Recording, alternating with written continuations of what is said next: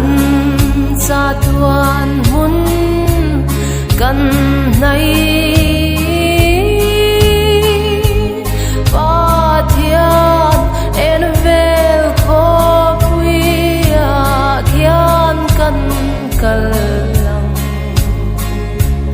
kong khar moi khi an hon hun na kong khar moi khi an hon hun na kong khar moi khi an hon hun na kan lal pa kan mu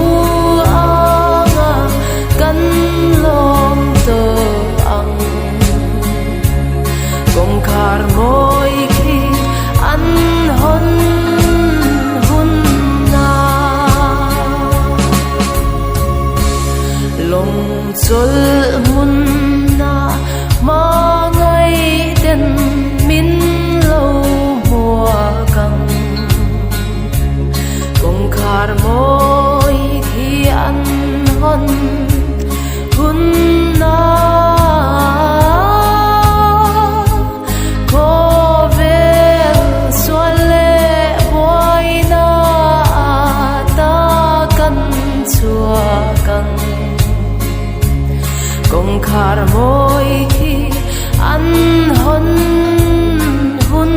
na kong khar moi